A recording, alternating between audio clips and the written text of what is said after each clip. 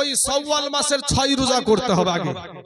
তখন আপনাকে শাওয়াল মাসের 6 রোজা করতে হবে, কারণ এই শাওয়াল মাসের পরে এই 6 রোজা আর আদায় হবে না, এই আদায় হবে না। তাহলে আপনি দেখছেন যে শাওয়াল মাসের 6 রোজা যদি আগে কাজা আদায় করতে যাই, তাহলে এই 6 রোজা আমি আর পাবো না।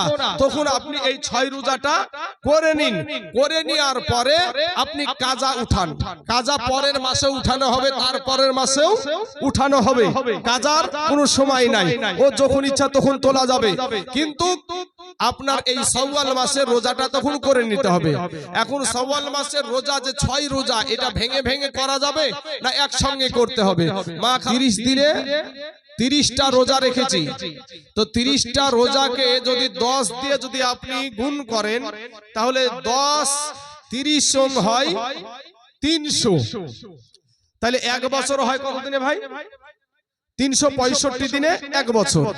365 দিনে 1 বছর। তাহলে রোজাদারদেরকে আল্লাহ পাক 365 দিনের সওয়াব দেয় কখন, সেই বিষয়টা আপনাদেরকে ধরায়া দিই। তাহলে আমরা এখানে পেলাম 300 দিন।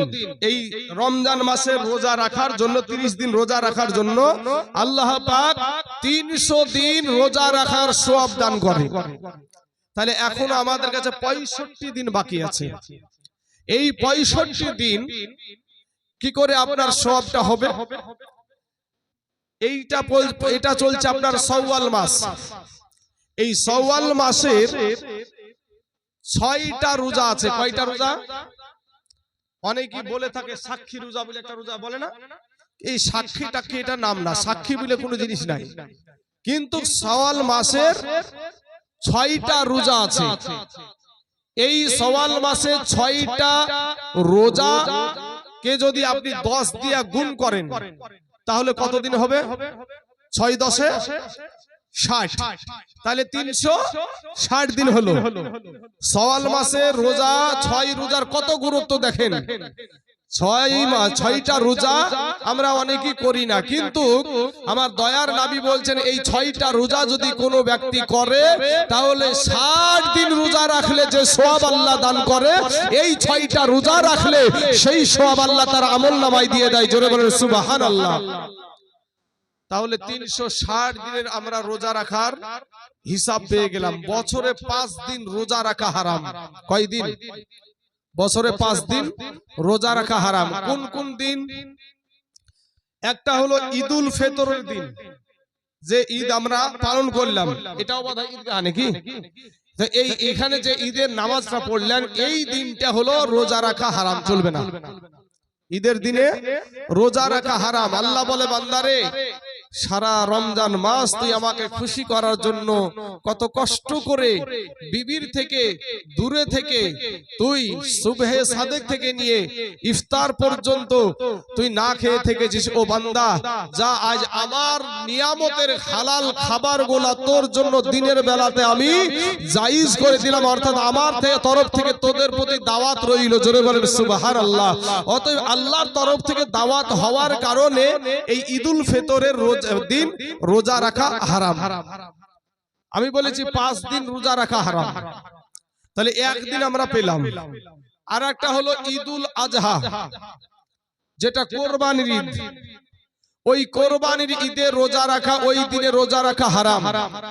আমাদের রক্ত পানি করা, ঘাম ঝরানো টাকা দিয়ে, মেহনত করা টাকা দিয়ে যে পশু কিনে আমরা আল্লাহর ওয়াস্তে কোরবানি করি, আমার আল্লাহ বলে লা ইয়ানাল্লাহু লুহুমুহা ওয়ালা দুমাউহা ওয়ালাকিন ইয়ানালহু তাকওয়া মিনকুম। আল্লাহর কাছে মাংস পৌঁছায় না, আল্লাহর কাছে রক্ত পৌঁছায় না, আল্লাহর কাছে হাড্ডি পৌঁছায় না, আমার আল্লাহর কাছে পৌঁছায় আপনার তাকওয়া। কি সেই তাকওয়াটা আমার আল্লাহর দরবারে কবুল হয়। জোরে বলেন সুবহানাল্লাহ। কোরবানি মাংস আল্লাহর কাছে যাই না, মাংস মানুষই খায়, কিন্তু কোন নিয়াতে আপনি কোরবানি দিচ্ছেন এই নিয়াতটা আমার আল্লাহর কাছে পৌঁছায়। অতএব কোরবানি যখনই আপনারা দিবেন আল্লাহকে খুশি করার জন্য দিবেন।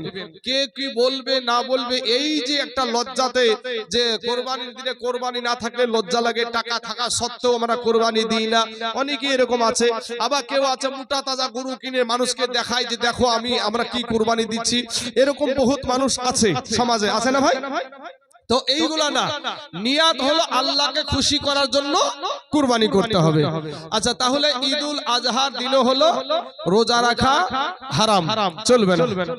তারপরে আপনার তাহলে 2 দিন, আরো 3 দিন হলো ঈদুল ফিতরের, ঈদুল আজহার পরের 3 দিন, ঈদুল আজহার পরের 3 দিন, অর্থাৎ আপনার যেদিন কোরবানির ঈদ হয়ে গেল 10 তারিখ, এই 10 তারিখে ঈদ হয়ে যাওয়ার পরে আপনার তারপরে 11 তারিখ, 12 তারিখ, 13 তারিখ, এই 3 দিনও রোজা রাখা হারাম।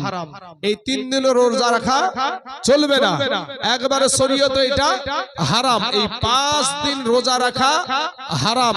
অতএব ব্রাদার ইসলাম মুআজ্জাজ সামিনী কিরাম, আপনারা এতটুকু মাথায় রাখেন যে শাওয়াল মাসের যে 6টা রোজা, এই 6টা রোজা মা বোনেরা বেশি অংশ করে থাকে, ঠিক না? মা বোনেরা বেশি অংশ করে থাকে। তো এই 6টা রোজা ভেঙে ভেঙে করতে পারে না একসঙ্গে করতে হবে? জানার দরকার আছে না নাই? জানার দরকার আছে। তো মা খালারা শুনেন, মহিলাদের জন্য মশলার বিষয় আছে এখানে, যে রোজাদারের যে শাওয়াল মাসের যে রোজা 6টা রোজা, কিন্তু মহিলাদের জন্য কাজা রোজাও থাকে। মহিলাদের জন্য নামাজ মাফ করে দেয় আল্লাহ, কিন্তু রোজার কাজা উঠাতে হয়, রোজার কাজা উঠাতে হয়। মা বোনেরা মাসে মাসে অসুখ হয়, ঠিক না? ঠিক, মাসে মাসে অসুখ হয়। ওই যে অসুখ হওয়া ভাঙতি রোজাগুলা, ওই রোজাগুলার কাজা উঠাতে হয়। এখন কাজা রোজা আগে করবেন না শাওয়াল মাসের 6 রোজা আগে করবেন? তো 6 রোজা আপনার, যদি কোনো ব্যক্তি, কোনো মা বোন যদি মনে করে যে আগে আমি রমজান মাসের ওই ভাঙতি রোজাগুলা আগে করব, করতে পারেন। কারণ রমজান মাসের একটা রোজা আর আসমান জমিন যদি একদিকে দেওয়া হয়, আর রমজান মাসের একটা রোজা যদি একদিকে দেওয়া হয়, তো রমজান মাসের একটা রোজাই আর দাড়ির পাল্লা ভারী হয়ে যাবে। জোরে বলেন সুবহানাল্লাহ। তাহলে যদি মা খালারা মনে করেন যে এই কাজা আগে তুলবো, আগে আমরা কাজাটা আদায় করব, তাহলে আপনি আগে কাজাটা আদায় করে নিতে পারেন। এবার আপনি দেখছেন যে যদি আমি এই কাজা আদায় করতে গিয়ে শাওয়াল মাসটা পার হয়ে যাচ্ছে, কথাটা ভালো করে বুঝেন, শাওয়াল রোজার কাজাটা আদায় করতে গিয়ে এই মাসটা অর্থাৎ রমজান মাসের পরের মাসটা বেরিয়ে যাচ্ছে, তখন আপনাকে ওই শাওয়াল মাসের 6 রোজা করতে হবে আগে।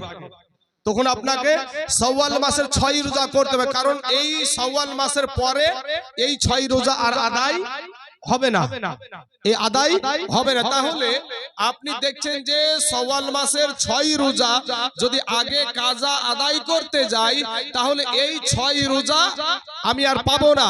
তখন আপনি এই 6 রোজাটা করে নিন, করে নেওয়ার পরে আপনি কাজা উঠান। কাজা পরের মাসে উঠানো হবে, তার পরের মাসেও উঠানো হবে, কাজার কোনো সময় নাই, ও যখন ইচ্ছা তখন তোলা যাবে। কিন্তু আপনার এই শাওয়াল মাসের রোজাটা তখন করে নিতে হবে। এখন শাওয়াল মাসের রোজা যে 6 রোজা, এটা ভেঙে ভেঙে করা যাবে না একসঙ্গে করতে হবে? মা খালাদেরকে বলবো যে মা জননীরা, এই রোজাগুলা যদি মনে করেন যে আমি আজ একটা রাখবো, মাঝখানে একদিন ফাঁকা দিব, আপনি করতে পারেন। বা এই সপ্তাহে আমি 2টো করলাম, সামনের সপ্তাহে আবার 2টো করব, তাও করতে পারেন। কিন্তু নিয়াত রাখতে হবে শাওয়াল মাসের 6 রোজার মধ্যে 1 নাম্বার রোজা আমি ধরলাম। দ্বিতীয় রোজা যখন রাখবেন তখন নিয়াত করবেন যে শাওয়াল মাসের 6 রোজার মধ্যে 2 নাম্বার রোজা আমি ধরলাম। এইভাবে আপনাকে নিয়াত করতে হবে।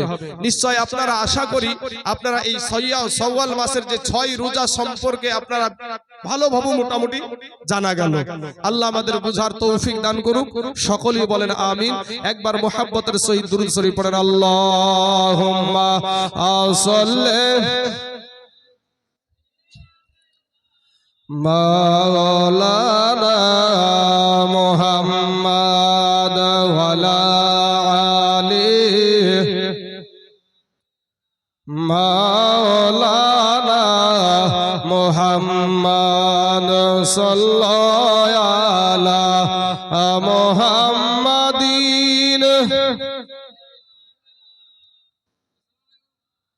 লাগায়া বাজার দয়ার নবী গো আমার হাজির আছেন সারা দুনিয়ায় জোরে বলেন একবার সুবহানাল্লাহ এ লাগায়া বাজার দয়ার রাসূল গো আমার হাজির আছেন সারা দুনিয়ায়